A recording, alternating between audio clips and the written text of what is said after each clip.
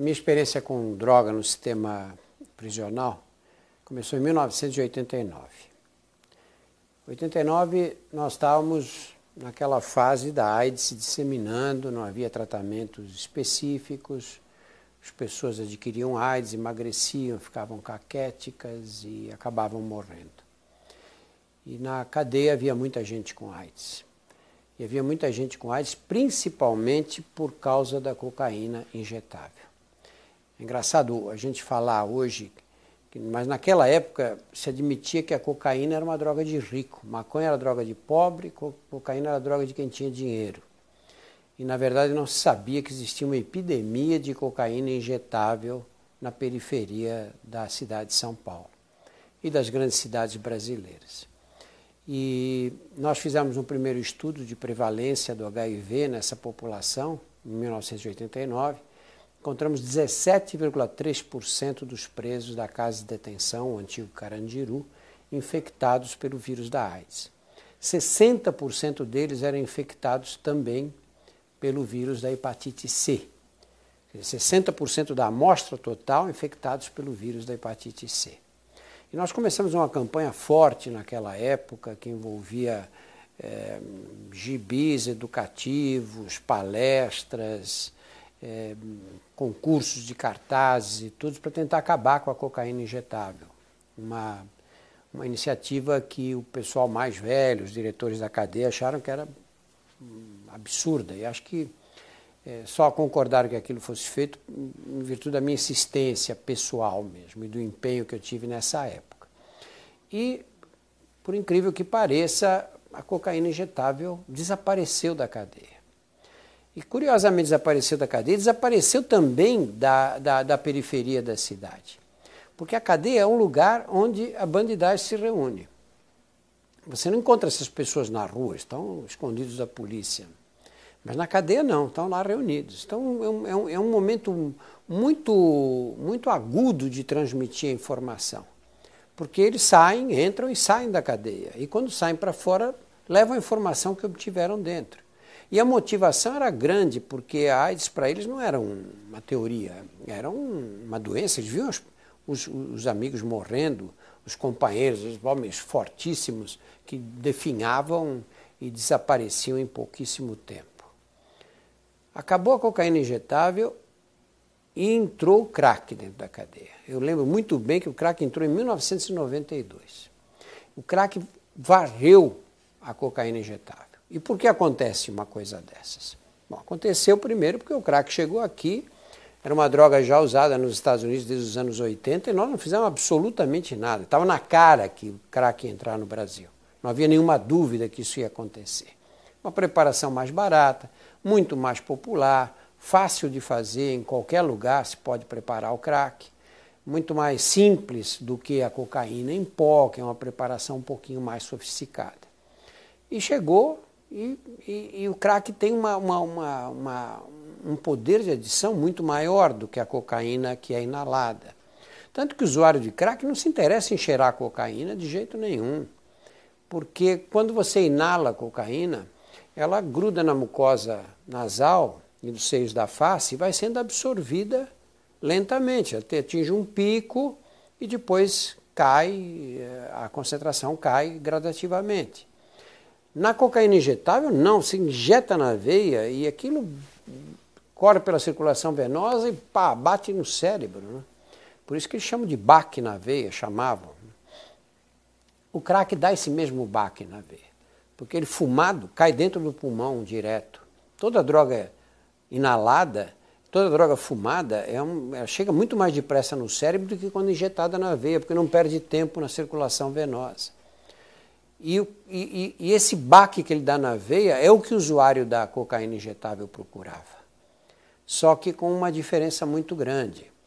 Muita gente não usava cocaína na veia por causa dessa coisa de se picar, etc., seringa, muito mais complicado. O crack é fazer um cachimbinho, podia ser improvisado com uma caneta Bic e uma latinha qualquer. E a vantagem de ser fumado, você não tinha que mexer com sangue, nem correr o risco de pegar AIDS. E aí o crack se disseminou pela cadeia. Lá na casa de detenção chegou um ponto que quando eu perguntava para um preso se ele fumava crack, e ele dizia que não, eu achava que era mentira dele. E acho que acertava muito mais do que errava, porque o crack se espalhou pela cadeia, subverteu a ordem da cadeia de uma forma tal que virou um inferno. Porque no crack, como é uma droga compulsiva, as pessoas se endividavam.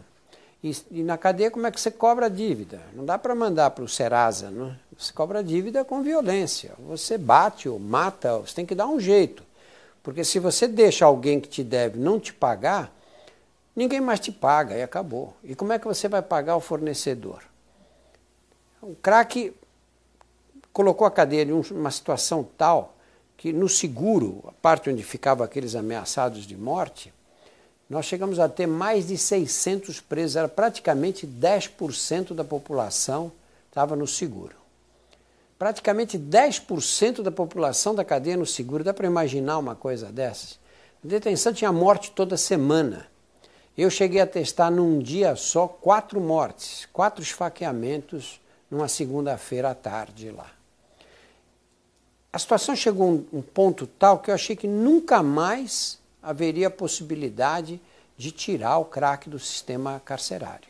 Isso nós vamos conviver com essa praga de agora para sempre. Só que droga é moda. Houve a moda da cocaína, houve a moda de injetar anfetamina na veia, pervitin, sulfato de benzedrina, etc. Lá atrás, isso anos 50, 60. E veio a moda da cocaína injetável e depois vem a moda do crack. Um dia vai passar também, mas essa moda do crack é mais complicada, porque a droga é muito compulsiva e o uso fica, ela é avassaladora. Aqueles que entram nesse caminho têm muita dificuldade de largar. O que aconteceu nos últimos anos? Vamos dizer, do ano 2000, mais ou menos, para cá, uma das facções criminosas tomou conta da maioria dos presídios e se sobrepôs às outras. Né? Isso é uma lei darwiniana. Né? Se o Estado, o poder é um espaço abstrato que nunca fica desocupado. Se o Estado se retira, esse poder que ele deixou ali vai ser ocupado por alguém. E se existem várias quadrilhas tentando disputar esse espaço, o princípio darwiniano básico, né? Uma delas vai prevalecer. E foi o que aconteceu no estado de São Paulo. E essa quadrilha, quando tomou conta, acabou virando uma facção, e uma facção com poder realmente de controlar grande parte dos presídios, passou a ter interesses econômicos, interesses financeiros. E se você tem um interesse financeiro numa organização desse tipo, você não pode admitir uma droga como o crack. Porque o crack, se a pessoa te paga uma mensalidade, ele começa a fumar crack, ele para de pagar. Então eles proibiram o crack em todas as cadeias. Em São Paulo não existe mais crack na cadeia. Então o que acontece com ele? O que eu aprendi com o crack? Eles pegam o craqueirinho na rua. Nós temos essa coisa de não poder internar ninguém contra a vontade, essa discussão teórica que se arma em torno desse tema. Não tenho nada contra quem pensa de um jeito contrário. Mas você não interna, você não dá nenhuma assistência. E a hora que ele comete o primeiro crime, a hora que ele começa a roubar, porque como é que vai conseguir dinheiro? Ele não trabalha, não tem mais família, está afastado, está vivendo na rua. Como é que ele vai conseguir dinheiro para fumar mais crack? Ou para comprar o mínimo de coisas que ele precisa consumir? Ele vai roubar. A hora que ele rouba, o que a gente faz? Manda para a cadeia. E aí tranca na cadeia. Só que chega na cadeia e não tem mais crack. E aí, como é que ele se vira nessa situação? Ele não vai fumar, porque não tem. E não tem por uma razão muito simples, porque não pode ter. E a lei do crime não é como essas nossas leis, você põe advogado, que você desrespeita a lei. Na cadeia é assim, você fumou crack, você apanha. Não apanha, não leva um tapinha, não. Você apanha mesmo para nunca mais esquecer na vida. Agora, se você traficou, trouxe o crack para dentro da cadeia, aí você morre. E ninguém traz, lógico, ninguém gosta de morrer, né? E com isso, acabou o crack. Quando aconteceu isso, eu tive esperança que o crack acabasse na periferia. Porque eu usei a experiência anterior. Acabou a cocaína injetável na cadeia e com isso acabou na periferia, porque a cadeia é um lugar de entra e sai, né? A gente fala, os presos, parece que eles vão ficar a vida inteira lá. Não é assim. No estado de São Paulo, mais ou menos 100 presos saem todos os meses da cadeia, todos os dias da cadeia. 100 presos, eles entram e saem. A cadeia é um lugar dinâmico. Alguns ficam 20 anos, mas outros ficam 20 dias, 2 meses, 6 meses, 1 ano e meio. Disse, bom, vai acabar o crack na periferia também, porque começou na cadeia, vai acabar, mas eu estava enganado. Estava enganado e aprendi isso rápido com uma moça que eu atendi dentro da cadeia, que era traficante, aí na penitenciária feminina, e eu perguntei para ela, falei, vai acabar o crack na periferia? Isso não tem na cadeia, o pessoal sai daqui e vai convencer os outros a parar de fumar. Vai levar essa lei daqui para fora daqui. Ele disse, não vai, doutor, por uma razão simples. Se quiser ganhar dinheiro no tráfico, é no crack. É o crack que dá dinheiro. E aí fiz umas contas com ela e não tem dúvida que o problema é esse. Maconha é uma droga barata.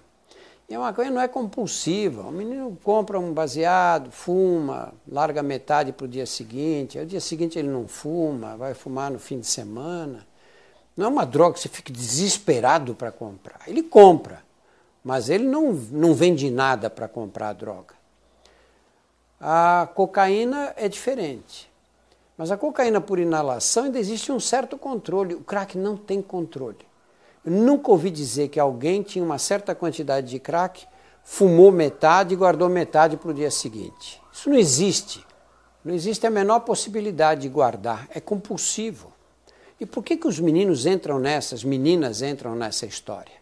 Eu vejo entrar cada vez mais cedo. Eu tenho na penitenciária feminina meninas que começaram a fumar crack com 10, 11 anos de idade. E a gente diz, pô, o que criou essas cracolândias, esse lumpen que a gente vê jogado na rua, aquela pobreza maldita, sujeira e tudo? O que levou a isso? A gente acha que a droga tem um poder mágico, né? Ela, como se fosse uma varinha de condão. Vai lá, elege um, pega, vicia e traz para a Cracolândia. É lógico que existem condições prévias que levam a essa situação. Por que eu não fumo crack?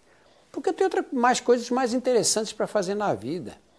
Se eu não tivesse absolutamente nada a fazer na vida, tivesse sido criado nas condições de pobreza e desinteresse geral, não tivesse visto exemplos de dignidade humana significativos a vida inteira, tivesse sido abandonado, menosprezado na infância, o que sobra? O que sobra da vida? Eu me reuni com pessoas que vivem uma realidade semelhante à minha. E é essa realidade que leva às drogas, e leva às drogas pesadas. Porque quando a gente fala em droga, fala em as drogas como se fosse uma categoria única. É um absurdo isso. Uma coisa é o menino fumar maconha, outra coisa é cheirar cocaína, outra coisa diferente é fumar crack. Dentro da mesma droga que é a cocaína, já existe uma diferença muito grande entre a cocaína inalada e o crack. Imagina comparar o álcool com maconha, ou a maconha com a heroína. Cada droga tem a sua característica. E essa coisa de dizer, não, a porta de entrada é a maconha, nenhum estudo demonstrou com clareza. Nenhum estudo. O que existe aí é um marcador. Quer dizer, o menino que fuma maconha, ele já tem um outro tipo de curiosidade. Muitos deles vão querer experimentar outras drogas depois. Então, nesse sentido, sim. Mas você tem o usuário de maconha que não cheira cocaína de jeito nenhum. E você tem o usuário de cocaína que não fuma maconha, não gosta. E você tem o alcoólatra que tem ódio de quem usa droga. Eles falam assim mesmo, né? O cara é bêbado e diz, esse maconheiro aí, esse pessoal que fica fumando crack, né? São moralistas em relação aos outros, né? Cada droga tem uma particularidade. E nós temos um tratamento, nós tentamos generalizar, o que é um absurdo, porque isso não leva a nada. A estratégia de tratamento do usuário de crack é completamente diferente da estratégia do dependente de maconha, ou do fumante, ou do alcoólatra. Cada droga tem as suas características e cada usuário tem características diferentes. Nós não sabemos, a verdade é que como sociedade nós não sabemos o que fazer. quando eu vejo essas discussões, como abordar, como fazer, como acabar com as cracolândias, se tem internação compulsória, não tem internação compulsória, é um achismo total, né? Cada um acha uma coisa e defende as suas ideias como se fossem verdades científicas absolutamente demonstradas. A verdade é que nós não sabemos. Eu enfrento isso toda semana na penitenciária feminina. As meninas que chegam e falam, doutor, pelo amor de Deus, me ajuda, eu tenho que largar da cocaína. Lá não tem crack, mas tem cocaína que eles usam por inalação. Eu preciso parar com isso, eu estou fazendo dívida, eu não tenho como pagar. Cocaína, às vezes, desperta uma paranoia, que a pessoa acha que vai acontecer uma tragédia, que a polícia vai cair do teto, e vive um terror horrível, e nem assim consegue parar. Outras cheiram, já estão numa fase que os seios da face estão mucosa inflamada, com sinusite, etc. Que cheiro e tem uma dor de cabeça pavorosa e não consegue parar. E eu fico me sentindo na impotência total, porque eu não sei o que fazer para ajudar, nós não temos remédio para receitar, nós não temos sequer uma forma de tirar essas pessoas de perto da cocaína. Porque a cocaína, contra o mito popular, a cocaína é uma droga fácil de largar. Eu não estou sendo irresponsável em dizer isso, não. Ela é fácil de largar. Eu vou comparar a crise de abstinência da cocaína com a crise de abstinência da nicotina. Você para de fumar, eu já passei por isso. Você fica desesperado de vontade de fumar. Você pode estar num quarto escuro que você fica louco para fumar. A cocaína não dá isso. Você pode pegar o usuário barra pesada mesmo, esse que cheira todo dia 5, 10 gramas de cocaína, 20 gramas de cocaína por dia. Tira ele do ambiente. Leva ele para um outro lugar, onde ele não tem a cocaína, e vai passar uns dias agitado aí no começo. E ele esquece da cocaína. O problema é que ele não pode ver a droga. Ele não pode ver a droga, ele não pode ver o lugar onde ele usava a droga, e ele não pode ver alguém sob o efeito dela. Porque nessa situação aí é inviável, é impossível resistir. Porque dá uma coisa que parece síndrome do pânico. O coração dispara, dá cólicas abdominais, a pessoa tem a impressão que vai morrer. Alguns chegam a vomitar nessa hora, só de olhar a droga. Tanto que todos os programas de recuperação de usuários de cocaína dizem, tira do ambiente, leva para outro lugar. Porque se ele ficar no ambiente, vai recair obrigatoriamente. Eu acho que nós estamos evoluindo, começando agora a dar os primeiros passos, a entender um pouquinho mais o que representa essa história do uso de drogas. Acho que nós vamos conviver com as drogas para sempre, por séculos ainda. Não vai haver um momento em que diz, bom, a humanidade está livre das drogas, isso não vai acontecer nunca. Sempre vai haver gente que usa a droga e que faz o uso abusivo. O que nós temos que saber é o que fazer e de que maneira proteger as crianças, o que fazer com esses que não começaram a usar ainda a droga. O crack começou nos Estados Unidos na década de 80.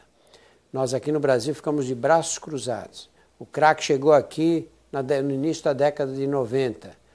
Agora nós estamos começando a nos preocupar por causa dessa paisagem urbana que as cracolândias representam e que chocam as pessoas que se aproximam dela.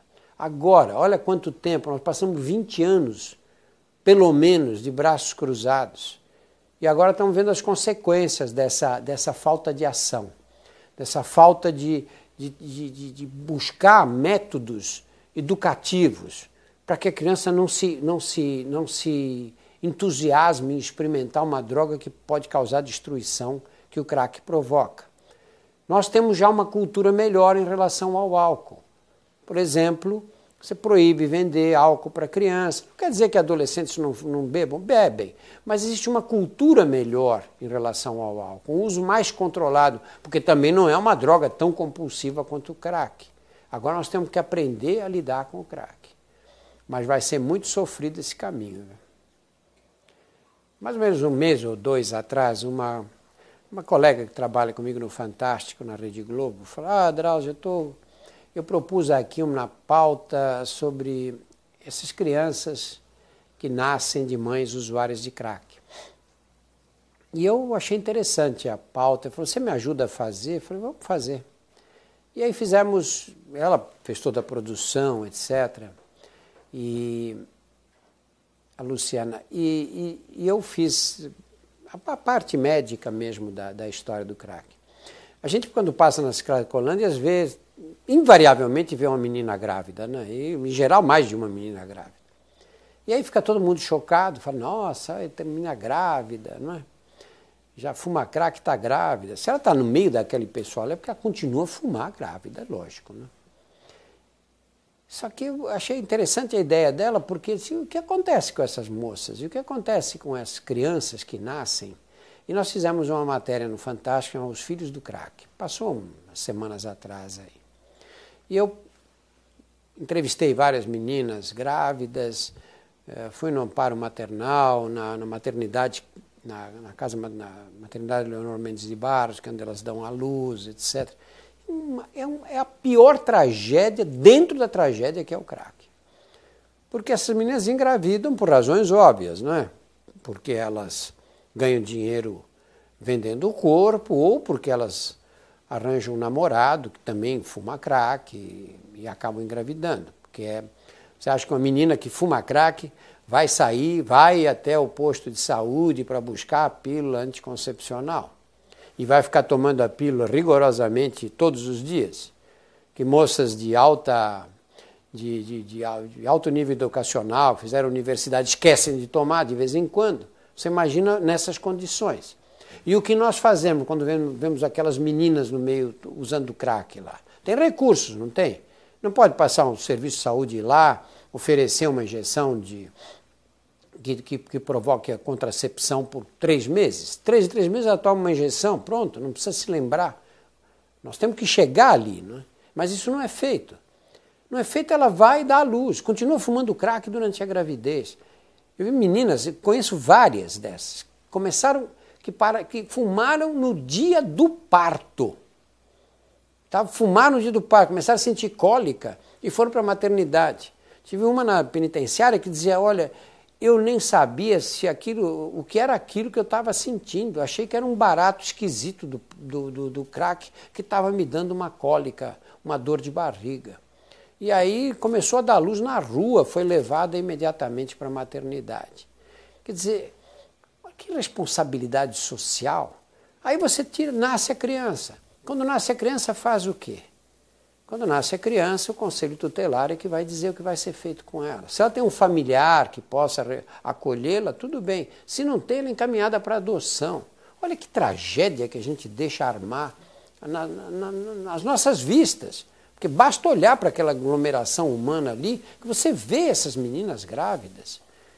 O que acontece com essas crianças? O que a gente pode esperar delas?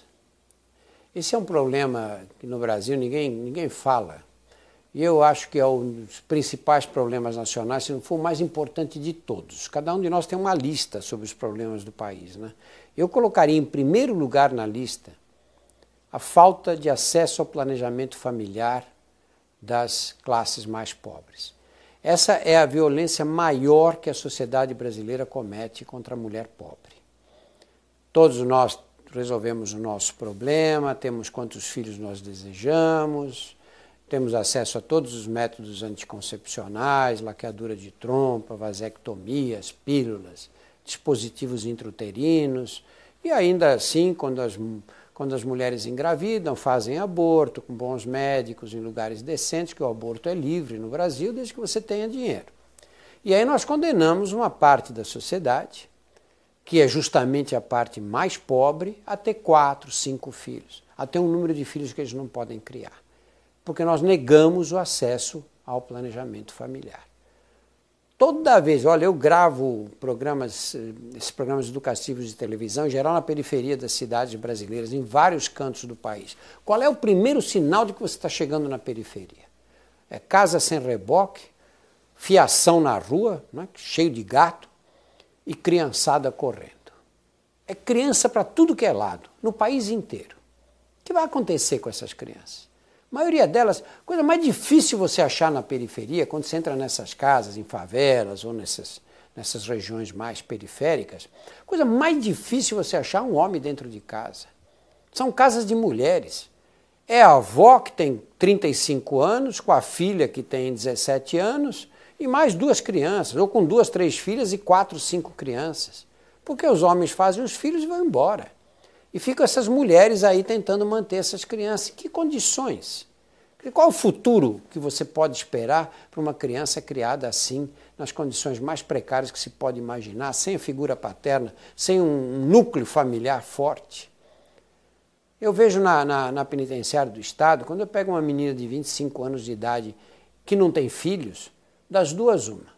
Ou ela é infértil, por alguma razão anatômica ou fisiológica, ou ela é gay. Porque se ela não for infértil e não for gay, ela tem no mínimo 2 ou 3 filhos. Chega a ter 7 filhos, 8. Eu pego menina já de 30 anos com 10 filhos. E está na cadeia. E o pai, ou os pais, cada um tem um pai. Então, por aí, alguns deles presos também. Quando eu falo que isso é uma das razões pelas quais a violência é alimentada na sociedade, vem o pessoal da carreira universitária e diz, não, mas não há demonstração em que famílias pobres que têm muitos filhos têm mais violência. Eu perguntei, precisa demonstração? Precisa de estudo científico para isso? Há necessidade de algum estudo científico para saber que uma menina que tem 7, 8 filhos está presa e as crianças não têm pai, que esses meninos correm o risco maior de desenvolver mais tarde, de se envolver com a criminalidade mais tarde? E nós continuamos fazendo de conta que está tudo bem, porque a natalidade brasileira está caindo. Só que está caindo na média. Está caindo às custas de quem? Das que estudaram, das universitárias, que têm um filho e pouco, quando tem. Quem está mantendo a natalidade brasileira são os mais pobres. Vocês sabem quantos brasileiros nascem na classe E, da natalidade brasileira toda? Quando fazem aquelas pizzas de divisão, quantos são da classe E? 48% das crianças que nascem pertencem à classe E. Classe E no Brasil é classe Z nos países desenvolvidos. Classe E no Brasil é a classe que tem uma média de ganho mensal de R$ 75 per capita. O que significa que uma família de 4 pessoas vive com R$300. Essa é a classe E no Brasil e corresponde a 48% da natalidade brasileira. E aí o que acontece? Você não faz o planejamento familiar e depois tem que dar escola, tem que dar posto de saúde, hospital, vacina, remédio, alimentação e construir cadeia para prender depois os que se comportam mal.